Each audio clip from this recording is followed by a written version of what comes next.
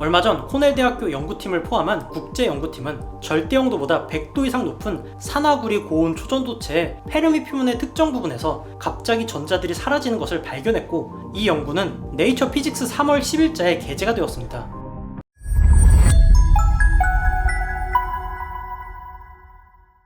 초전도 현상은 인류가 완전히 이해하지 못하는 물리 현상 중의 하나로, 특정 물리 조건에서 전기의 저항이 완전히 사라지는 이상한 현상입니다. 뭐 그럴 수도 있지 라고 생각할지도 모르지만 물리적으로 사실 매우 이상한 일이죠. 전류는 사실 전자가 이동하면서 발생하는 에너지이고, 이 에너지는 도체를 따라서 이동합니다. 그리고 전자가 이동 중에 장애물에 부딪혀서 전자가 운동 에너지를 잃는 것을 저항이라고 부릅니다. 저항이 높으면 좋지 않은 이유가 에너지 보존 법칙에 따라서 잃어버린 전자의 운동 에너지는 열 에너지로 전환되기 때문입니다. 저항을 낮추지 않으면 이로 인해서 더 많은 열이 발생하고, 더 많은 열은 더 많은 저항을 발생시킵니다. 그리고 더 많은 저항은 또 더 많은 열을 발생시키고, 이 악순환이 계속 반복되게 되죠. 이게 바로 여러분의 컴퓨터에 있는 CPU를 쿨링을 잘 시켜줘야지 성능이 잘 나오는 이유죠. 때문에 저항은 낮을수록 좋지만 문제는 바로 온도입니다. 온도라는 것은 분자의 운동 에너지인데, 온도가 높을수록 분자가 더 빠르게 진동을 하고 있다는 것입니다. 그리고 이러한 도체 속을 전자가 지나갈 때 당연히 이러한 움직임에 방해를 받게 되고, 그 결과 저항이 나타나게 되는 겁니다. 전류가 이동하고 있는 도체 분자의 빠른 움직임, 즉 온도가 높을수록 전자가 이동 중에 방해받을 가능성이 높아지고, 그 때문에 분자 운동이 가장 낮은 절대 영도에 가까울수록 초전도 현상이 일어날 가능성이 높아지는 것입니다. 그래서 분자의 운동이 제로가 되는 절대 영도에 가까울수록 초전도 현상이 일어나는 것은 이해가 되지만, 문제는 최근 들어 발견이 되는 고온 초전도 현상입니다. 고온 초전도라고 해서 무슨 섭씨 100도 뭐 이런 온도를 상상할지도 모르지만, 실제로는 영하 200도 이하에서 초전도 현상이 일어난다고 해도 우리는 이걸 고온 초전도라고 부릅니다. 영하 200도는 인간한테 있어서는 엄청나게 추운 온도지만 절대 영도에 비하면 매우 고온이기 때문이죠.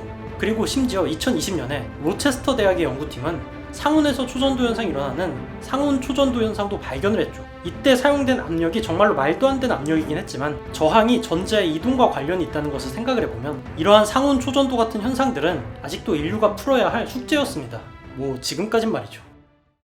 얼마 전 코넬 대학교 연구팀을 포함한 국제 연구팀은 절대 영도보다 100도 이상 높은 산화구리 고온 초전도체의 페르미 표면의 특정 부분에서 갑자기 전자들이 사라지는 것을 발견했고, 이 연구는 네이처 피직스 3월 10일자에 게재가 되었습니다. 연구팀은 고온 초전도체에 흐르는 전자에 어떤 일이 일어나는지 알아내기 위해서 세계에서 가장 강력한 자석을 사용해 자기장으로 페르미 표면을 측정을 했는데, 초전도 현상이 일어나는 임계점이 되자 멀쩡했던 전자들이 갑자기 기존 페르미 표면 모형에서 사라지는 것을 발견한 것이죠. 과학자들은 초전도 현상에서 일어나는 미스터리한 현상과 전자가 관련이 있다는 것을 알았지만, 페르미 표면에서 전자가 사라질 거라는 것은 예상하지 못했기 때문에 당황했습니다. 저항은 전자의 운동과 관련이 있는데, 전자가 사라졌으니 당연히 저항이 생길 수가 없는 것이죠. 하지만 특정 위치에서 사라졌던 전자는 초전도 현상이 사라지는 목적지에서 다시 나타났습니다. 거기다 이때의 전자의 운동 에너지가 그대로 전달되기 때문에 저항 없이 전류가 흐를 수가 있었던 것이죠. 그런데 목적지에 도달하기 전에 갑자기 사라졌다가 목적지에서 갑자기 나타나는 현상하면 뭔가 떠오르지 않나요? 예를 들면 전자 이중슬릿 실험 같은 건 말이죠. 맞는 설명은 아니지만 양자역학의 이중슬릿 설명 중에 재미난 해석은, 물리량의 변화가 없을 때 이 우주라는 시스템은 해당 물체의 물리량을 연산하지 않는다는 이야기가 있습니다.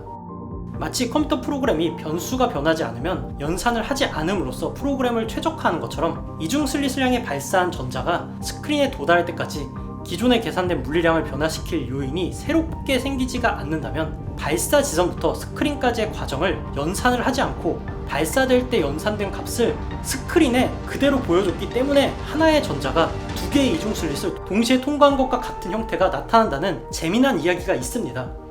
이러한 가설대로면 사실 이중슬릿을 통과하는 전자 같은 건 애초에 없었던 것이고, 발사 지점에 있던 전자가 연산된 시간 뒤에 스크린에 나타난 것뿐이죠. 이걸 알려고 스크린을 지나갈 때 전자가 어디로 통과했는지 관측을 하려고 하면 스크린에 도달하기 전에 전자의 물리량의 변화가 생기게 되고, 우주는 전자의 운동을 이중슬릿을 지나서 스크린에 도달할 때까지의 과정을 연산을 할 수밖에 없게 돼서 실제 하나의 구멍으로 전자가 지나가게 된다는 것입니다. 만약 이중슬릿 실험에서 전자가 어느 구멍으로 통과하는지 관찰하지 않는다면 우리는 실제로 전자가 이중슬릿을 지나가서 스크린에 도달했는지조차 알 수가 없습니다. 단지 최종 도착점인 스크린에 찍힌 전자를 보고 하나의 전자가 입자가 아닌 파동의 형태로 스크린을 통과했다라고 생각을 할 뿐이죠. 사실 발사부터 스크린의 도달까지 아무런 물리량의 변화가 없어서 실제로 입자 상태로 이중슬릿을 통과한 전자가 애초부터 존재하지 않았다고 해도 우리는 그 사실을 증명할 수 있는 방법이 없습니다. 만약 이중슬릿을 관찰해서 입자 상태의 전자가 이중슬릿을 통과할 때 물리량의 변화가 일어날 수밖에 없는 행위를 한다면 이것과 비슷한 관점에서 초전도 현상이 일어날 때에는 전자는 고체에서 전자가 이동하는 페르미 표면에서 사라진다는 것입니다.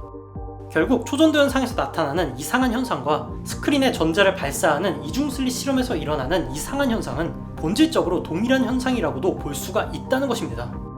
한 가지 이상한 것은 절대 영도에서 일어나는 초전도 현상이나 엄청나게 높은 극초고압에서 일어나는 초전도 현상은 전자가 이동하는 길목에서 전자의 물리량을 변화시킬 요인이 사라져서 이중슬릿과 비슷한 일이 발생한다고 말할 수도 있지만 적당한 압력과 약간 높은 온도의 산화구리 고온 초전도체의 페르미 표면에서 전자가 사라진 이유를 설명하기는 힘들다는 것입니다. 왜 우주는 전자의 운동량이 변할 요인이 있는 산화구리 고온 초전도체에 흐르는 전자의 움직임을 연산하지 않고 최적화를 할까요? 단순히 프로그램 속의 오류 같은 걸까요? 앞서도 말했지만 이중슬릿 실험의 해석 중에 우주라는 시스템이 발사에서 도착하는 순간까지 전자의 운동량의 변화가 없다면 굳이 중간에 연산을 할 필요가 없으므로 최적화를 한다는 이런 설명은 과학적으로 타당한 설명은 아니고 시뮬레이션 다중우주론을 주장하는 일부 학자들이 우주의 작동 방식이 컴퓨터 프로그램과 유사하다고 주장하기 위해 사용하는 비유적인 표현 방식입니다.